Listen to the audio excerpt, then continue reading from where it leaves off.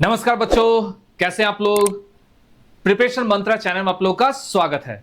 मैं कुणाल किशोर, आपका physics teacher. पिछले क्लास में हम लोग इक्वेशन ऑफ मोशन को देखे थे विदाउट ग्राफ। आज हम लोग इक्वेशन ऑफ मोशन को ग्राफ के फॉर्म में देखेंगे, मतलब graphical explanation equation of motion, ठीक है ना। मतलब वेलोसिटी जो चेंज करता है उसको ग्राफ के हेल्प से कैसे देखते हैं वो चलिए आज हम लोग देखेंगे। तो सबसे पहले ग्राफ को देखने के लिए हम लोग को वेलोसिटी टाइम ग्राफ को जानना पड़ेगा, ठीक है ना। पहले वेलोसिटी टाइम ग्राफ जानेंगे तभी ना ग्राफ ड्रॉ कर सकते हैं। तो सबसे पहले वेलोसिटी टाइम ग्राफ देखिए, ठीक है ना, तब हम लोग इसके ग्राफ को हम लोग सीख सकते हैं। वेलोसिटी टाइम ग्राफ, और तब हम लोग इसके डेरिवेशन को देखेंगे। वेलोसिटी टाइम ग्राफ में सबसे पहले याद रखिएगा ग्राफ ड्रॉ करना सीखिए। तो आपको हम बता चुके थे डिस्प्लेसमेंट टाइम ग्राफ में कि एक्स यूनिफॉर्म मोशन में एक्स एक्सिस पर हम लोग क्या यूज करेंगे, टाइम को, और वाई एक्सिस पर क्या यूज करेंगे हम लोग, वेलोसिटी। अब वेलोसिटी टाइम ग्राफ में दो तरह का वेलोसिटी हम लोग देखेंगे। एक ग्राफ में वेलोसिटी कांस्टेंट होगा, दूसरे ग्राफ में वेलोसिटी आपको वेरिएबल होगा। लेकिन वेरिएबल भी दो तरह का हो सकता है। वेलोसिटी का बदलने का रेट कांस्टेंट हो, सडनली इंक्रीज करे, ठीक है ना। तो हम लोग देखेंगे यहां पर सबसे फर्स्ट, मान लो वाई एक्सिस पर इस पॉइंट पर 0 है, 5 है, मान लो एक पॉइंट है 10 मीटर पर सेकेंड, ठीक है ना, और बॉडी 10 के स्पीड से हमेशा चल रहा है। तो ग्राफ कैसा होगा, स्ट्रेट लाइन। अगर ग्राफ स्ट्रेट लाइन हो गया, इसका मतलब इसमें ऑब्जेक्ट क्या है, कांस्टेंट वेलोसिटी से मूव कर रहा है। मतलब समझ रहे हो, टाइम तो इंक्रीज कर रहा है, टाइम इसमें क्या हो रहा है, इंक्रीज कर रहा है, लेकिन उसका वेलोसिटी क्या है, कांस्टेंट है। तो इस ग्राफ को क्या बोलेंगे, कांस्टेंट वेलोसिटी ग्राफ। लेकिन आपको हम लोग यहां पर क्या बताना चाह रहे हैं, प्रूफ। एक चीज समझो, इसमें ग्राफ से बहुत सारा इंपॉर्टेंट चीज क्या निकल सकता है, तो ध्यान से देखिएगा। अगर मान लेते हैं हम यहां से 0 ले लेते हैं और इसको 5, 10, 15 ये टाइम है जो कि सेकंड में है। आपसे पूछा जाए कि जब टाइम जो है वो 5 सेकंड होगा तो डिस्प्लेसमेंट कितना होगा, और वेलोसिटी आपको दिया हुआ है 10 मीटर पर सेकंड। बॉडी का वेलोसिटी क्या है, 10 मीटर पर सेकंड। तो आपसे पूछा जाए डिस्प्लेसमेंट क्या है, तो हम लोग को मालूम है ना, डिस्प्लेसमेंट निकालने का फॉर्मूला क्या होता है, वेलोसिटी इंटू टाइम। वेलोसिटी यहां पर कितना है, 10, टाइम कितना है 5, तो 10 इंटू 5 कितना होता है, 50 मीटर पर, सॉरी 10 इंटू 5 कितना हो गया, 50 मीटर। मतलब डिस्प्लेसमेंट कितना आ गया आपको, 50 मीटर आ गया, ठीक है ना। अब इसको हम ग्राफ से सॉल्व कर सकते हैं। तो यस, अगर आप देखते हैं तो ये एक फिगर बनता है। वो फिगर क्या है देखो, तो अगर इसके एरिया को निकालो तब भी 50 आएगा ना, क्योंकि एक देखो रेक्टेंगुलर फिगर बन गया। रेक्टेंगल में ये एक साइड हो गया, एक साइड है। मतलब अगर रेक्टेंगल का एरिया देखेंगे तो लेंथ इंटू क्या कर देंगे, ब्रेथ। मतलब इससे एक कॉन्सेप्ट निकला। वो कॉन्सेप्ट क्या है वो समझिए। अगर आपको वेलोसिटी टाइम ग्राफ कहीं भी दिया हो, चाहे वो ग्राफ स्ट्रेट हो, ट्रायंगल के फॉर्म में, किसी फॉर्म में है, तो जो डिस्प्लेसमेंट निकलता है वो क्या होता है, area of velocity time graph. अगर आप वेलोसिटी टाइम ग्राफ का अगर एरिया फाइंड कर दें तो आप उससे डिस्प्लेसमेंट निकाल सकते हैं। तो एरिया के लिए आपको बस सिंपल सा एरिया निकालना सीखना है, ठीक है ना। अगर आपको किसी भी रेगुलर फिगर का अगर एरिया फाइंड करना आता होगा तो क्या कर सकते हैं, डिस्प्लेसमेंट निकाल सकते हैं। तो वेलोसिटी टाइम ग्राफ के एरिया से हम लोग क्या फाइंड कर सकते हैं, डिस्प्लेसमेंट। एकदम आसान है। और एरिया जैसे यहां पर कौन सा एरिया हो गया, मतलब इसके एरिया को हम बोल सकते हैं ना, एरिया बराबर क्या होगा, लेंथ इंटू ब्रेथ। और लेंथ की जगह 10 लिख देते हैं, विड्थ की जगह आपको 5 लिख देंगे। आंसर कितना आएगा, 50 मीटर, ठीक है ना। तो ये एरिया जानना जरूरी है। इस ग्राफ को हम लोग क्या बोलेंगे, वेलोसिटी टाइम ग्राफ का कैसा ग्राफ है, कांस्टेंट वेलोसिटी का है। अगर वेलोसिटी कांस्टेंट है तो क्या इसमें एक्सेलरेशन होगा, नहीं। एक्सेलरेशन का मान क्या होगा, 0, क्योंकि एक्सेलरेशन के लिए क्या होना चाहिए, वेलोसिटी चेंज होना चाहिए।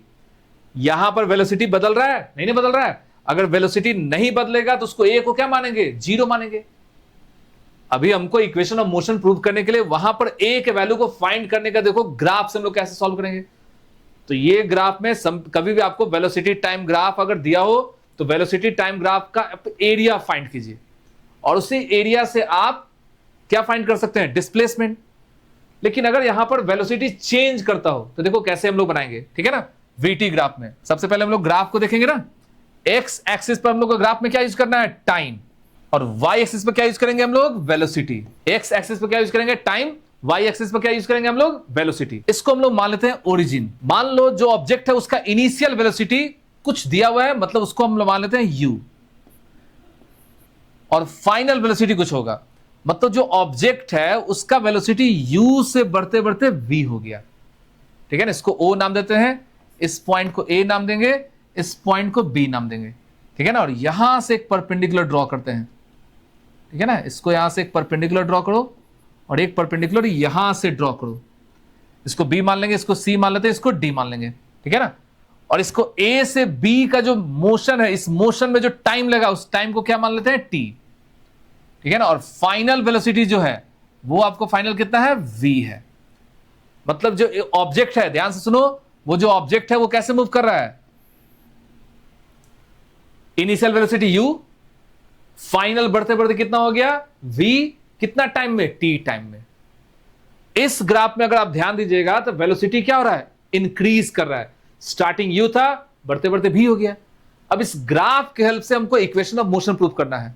ठीक है ना, वहां हम लोग कैसे प्रूव किए थे, बाय यूजिंग इक्वेशन। आपको हम बता चुके हैं कि किसी भी लाइन के एंगल को निकालिएगा, जैसे डिस्प्लेसमेंट टाइम ग्राफ में लाइन का अगर एंगल फाइंड कर देंगे तो आपको स्लोप निकल जाएगा, और स्लोप से उसका एक्सीलरेशन, जैसे वहां पर डिस्प्लेसमेंट टाइम ग्राफ के स्लोप से क्या निकलता है, वेलोसिटी। तो यहां पर वेलोसिटी टाइम ग्राफ का जो एंगल है वो क्या बताएगा आपको, एक्सीलरेशन। क्योंकि एक्सीलरेशन का मान क्या होता है, वेलोसिटी का चेंज होना, और यहां चेंज u से v है, मतलब स्लोप पर डिपेंड करेगा। अगर आप इस फिगर में देखिएगा तो b से लेकर d का लेंथ कितना होगा, तो ये टोटल लेंथ कितना होगा, v, पूरा भी है ना, और ये कितना होगा, u, मतलब इस वैल्यू को हम क्या मान सकते हैं, u। तो इस v में से u को माइनस कर दो, इसको आप क्या बोलिएगा, v माइनस u, और ये तो टाइम हो गया। ये वैल्यू क्या है, t है, इस वैल्यू को क्या बोलेंगे हम लोग, टाइम, और ये v माइनस u है। मतलब bc कितना हो गया, v माइनस u, और ac कितना है, टाइम। हम लोग को फाइंड क्या करना है, एक्सेलरेशन। तो कभी भी एक्सेलरेशन का मतलब क्या हो गया, स्लोप ऑफ BC। ठीक है ना, स्लोप ऑफ, सॉरी BC नहीं, स्लोप ऑफ क्या फाइंड करेंगे हम लोग, AB लाइन का स्लोप फाइंड करेंगे। ठीक है ना, और स्लोप हमेशा कैसे निकलता है, tan थीटा से हम लोग फाइंड करते हैं। और देखो यहां tan थीटा का फॉर्मूला क्या होता है, मालूम है ना, tan थीटा क्या होता है, परपेंडिकुलर मतलब BC डिवाइडेड बाय क्या होगा, बेस मतलब AC। और फिगर में देखो BC का मान कितना है, V माइनस U, और AC का मान कितना है, T, और इसी को ना बोलते हैं एक्सेलरेशन का इक्वेशन। मतलब इसको अगर क्रॉस मल्टीप्लिकेशन कीजिएगा तो क्या आएगा, V बराबर U प्लस AT। मतलब ग्राफ के हेल्प से हम लोग का पहला डेरिवेशन क्या हो गया, V बराबर U प्लस AT। इसके पहले वाले क्लास में हमने क्या सीखा था, V बराबर U प्लस AT का कॉन्सेप्ट से, मतलब डेफिनेशन से प्रूव किए थे, और यहां पर हम लोग ग्राफ से प्रूव किए। एकदम सिंपल सा कॉन्सेप्ट है, एकदम ध्यान रखिएगा। किसी भी लाइन, मतलब वेलोसिटी टाइम ग्राफ का जो स्ट्रेट लाइन ड्रॉ हो रहा है, उस लाइन का जो स्लोप होगा वही स्लोप बताएगा एक्सेलरेशन को। और स्लोप कैसे निकलता है, tan थीटा से निकलता है। और tan थीटा क्या होता है, परपेंडिकुलर बेस। देखो tan ही क्यों यूज होता है, साइन कॉस क्यों नहीं यूज हुआ, क्योंकि साइन में हाइपोटेनस होता है और स्लोप में हाइपोटेनस से क्या मतलब है। अगर इस पेन को हम कितना भी एंगल बदले, पेन का लेंथ तो बदलेगा नहीं। अगर आप इसको इंक्रीज कीजिए डिक्रीज कीजिए, ये हाइट बदलेगा। तो डिस्प्लेसमेंट यहां पर जो चेंज है y में, y और x का जो स्लोप है वो आपको tan थीटा ही बताता है। तो इसके हेल्प से हम लोग क्या फाइंड कर सकते हैं, एक्सेलरेशन। अब इसी ग्राफ से हम लोग देखो क्या फाइंड करेंगे, डिस्प्लेसमेंट। और अभी हम जस्ट बताए हैं डिस्प्लेसमेंट फाइंड करने का क्या तरीका है, एरिया फाइंड कीजिए। मतलब हम इस फिगर का क्या फाइंड करेंगे, area, area of velocity time graph. Area of velocity time graph क्या बताएगा आपको, डिस्प्लेसमेंट। तो अगर इस फिगर में अगर ध्यान से देखोगे तो यहां पर एरिया पहले फाइंड करना है, एस का मतलब एरिया ऑफ VT। लेकिन यहां पर दो दो एरिया है, एक एरिया आपको ट्रायंगुलर, दूसरा आपको रेक्टेंगल है ना। मतलब यहां पर जो एरिया है वो एक rectangle OACD plus area of ABC। एकदम फिगर ध्यान से देखो, पहला फिगर कौन सा है, ये है फिगर नंबर 1 और ये हो गया फिगर नंबर 2। मतलब इस दोनों मिलाकर एरिया बन रहा है, मतलब हमको पूरा एरिया चाहिए। ओ ए बी डी, इस पूरे का एरिया में दो पार्ट है। फिगर नंबर 1 क्या है? रेक्टेंगल। और रेक्टेंगल के एरिया कैसे निकलता है? रेक्टेंगल के एरिया आप कैसे निकाल सकते हैं? लेंथ इंटू ब्रेथ से। और ट्रायंगल के एरिया कैसे निकलता है? 1/2 इंटू बेस इंटू हाइट। अगर आप यहां ध्यान दीजिएगा तो इस रेक्टेंगल का अगर एरिया निकालोगे तो क्या होगा? एक साइड टाइम है, दूसरा साइड यू है, मतलब u इंटू टी। और अगर इसमें देखोगे तो बेस t है और हाइट इसमें क्या है? v minus you. देख रहे हो? और v माइनस यू का मान क्या होता है? फर्स्ट इक्वेशन से a इंटू टी होता है, मालूम है ना? तुम ध्यान से देखो तो v माइनस यू का मान इसी से निकाल सकते हैं ना। v माइनस यू का मान क्या होगा? जैसे हमको मालूम है ना v बराबर u प्लस ए टी, तो यहां पर अगर ए टी का वैल्यू देखें तो क्या होगा? v minus you. यहां पर हम लोग वैल्यू पुट कर सकते हैं ना, देखो क्या आएगा? You t plus 1/2 T into A T, मतलब क्या हो गया? You t plus half a t square. आप देखो तो डिस्प्लेसमेंट का इक्वेशन का प्रूफ ग्राफ से, कुछ नहीं किए हम लोग, एरिया फाइंड कर दिए। किसका एरिया फाइंड किए? डिस्प्लेसमेंट फाइंड करने के लिए वेलोसिटी टाइम ग्राफ का एरिया। और एरिया के लिए क्या किए? यहां पर देखो एक रेक्टेंगल और एक ट्रायंगल मिलाकर एरिया फाइंड हो गया। कोई लेगा नहीं सर हम इसको अगर डायरेक्ट एरिया निकाल सकते हैं तो निकालेंगे, उसके हेल्प से भी एरिया निकाल सकता है। क्योंकि अगर आप ध्यान दो तो ओ ए बी डी एक फिगर है, एक क्लोज फिगर बन रहा है ना। और वो फिगर कैसा है? ट्रेपीजियम, जिसमें दो पैरेलल साइड आपको दिया हुआ है और उसके बीच का डिस्टेंस दिया हुआ है। मतलब हम लोग इसके ट्रेपीजियम के हेल्प से भी फाइंड कर सकते हैं ना। देखो तो दूसरे कॉन्सेप्ट से देखो निकालना चाह रहे हैं, ठीक है ना। यहां ध्यान दीजिएगा, ये जो फॉर्मूला फाइंड किए वो हम लोग इस एरिया को दो पार्ट में डिवाइड करके फाइंड किए ना। अब हम इसको क्या फाइंड करेंगे? डायरेक्ट एक एरिया फाइंड कर सकते हैं। यहां पर हम लोग देखो S equal to area of O A B D. O A B D ये एक ट्रेपीजियम है, और ट्रेपीजियम के लिए क्या होता है? 1/2 into sum of parallel side, that is O A, और यहां पर क्या है? D B. और उसके बीच का जो डिस्टेंस क्या है? वो ए सी है। एकदम देखो आसान है। ओ ए का वैल्यू कितना होगा?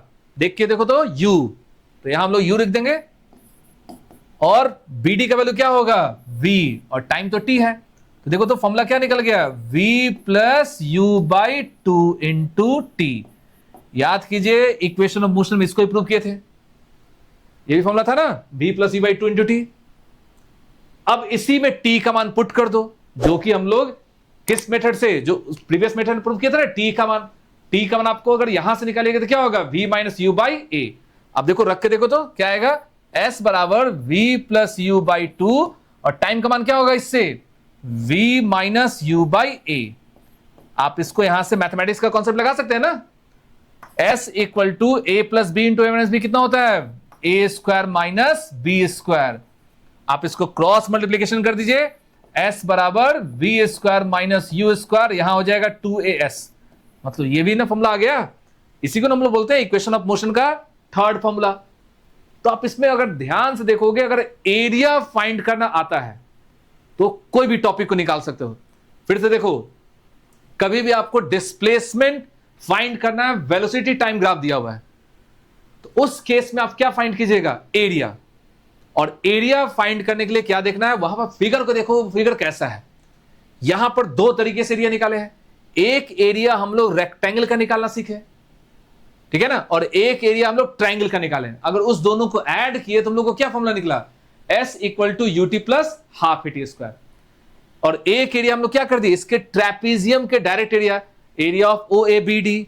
ओ ए बी डी ये कैसा फिगर है? एक ट्रेपीजियम शेप का है, और ट्रेपीजियम शेप में एरिया क्या होता है? 1/2 into sum of parallel side. क्या होता है? सम ऑफ पैरेलल साइड, ठीक है, और इंटू उस दोनों साइड के बीच का परपेंडिकुलर डिस्टेंस। तो ये एसी हो गया। इस वैल्यू को पुट करेंगे तो तुम्हारे पास एक फॉर्मूला आ गया, और ये फॉर्मूला भी आपको याद रखना है। और इसमें टी का मान आप यहां से निकाल कर रखिए। टी का मान क्या होगा? v minus you by A. Value put कर दो, आपको आ जाएगा क्या? इसको अगर यहां देखोगे तो फॉर्मूला क्या आएगा? v square equal to u square plus 2as, यही आपका इक्वेशन ऑफ मोशन का फॉर्मूला है।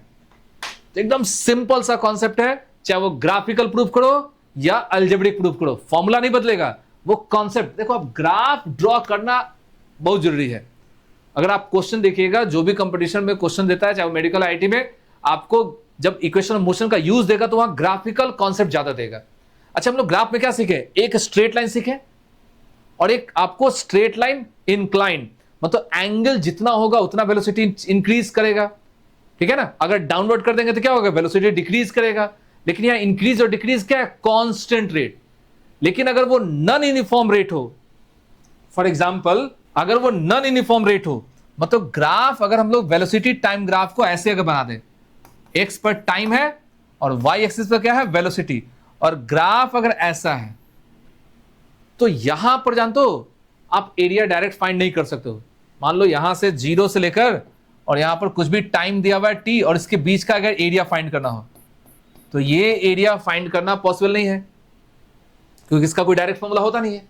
तो इस तरह के क्वेश्चन को सॉल्व करने के लिए ही कैलकुलस मेथड से डेरिवेशन निकाला गया, वहां पर कैलकुलस मेथड का यूज होगा, ठीक है ना। तो हम लोग नेक्स्ट क्लास में लोग क्या देखेंगे? इसके कैलकुलस मेथड का डेरिवेशन, कैलकुलस मेथड का प्रूफ को देखेंगे, क्योंकि बिना कैलकुलस के कॉन्सेप्ट से इस तरह के एरिया को फाइंड नहीं किया जाता है। देखो, ये भी, इसमें भी एक्सेलरेशन होगा, लेकिन यहां जो ए है वो ए का मान भी बदलेगा, और फॉर्मूला में ए हमेशा क्या मानते हैं? कांस्टेंट।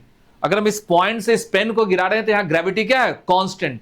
लेकिन जब न्यूमेरिकल यहां पर बनेगा तो वहां वेरिएबल, तो वेरिएबल के लिए वहां पर कुछ डिफरेंशिएशन, मतलब कैलकुलस में डिफरेंशिएशन इंटीग्रेशन का कॉन्सेप्ट होता है। तो जब हम वहां पर कैलकुलस डेरिवेशन करेंगे तो वहां पर आपको डिफरेंशिएशन इंटीग्रेशन का कुछ फॉर्मूला बताएंगे, ठीक है ना। मैथमेटिक्स का कुछ फॉर्मूला बताएंगे, क्योंकि उसके बिना फॉर्मूला के आप उसके कैलकुलस मेथड को, क्वेश्चन को सॉल्व नहीं कर सकते हैं, ठीक है ना। तो हम लोग इक्वेशन ऑफ मोशन को दो तरीके से प्रूफ देखे ना, एक हो गया आपको इक्वेशन के हेल्प से और दूसरा ग्राफ के हेल्प से। तो आई होप आप लोग को ये वीडियो समझ में आया होगा, ठीक है ना। इस तरह के वीडियो को देखने के लिए चैनल को लाइक कीजिए, सब्सक्राइब कीजिए। Thank you.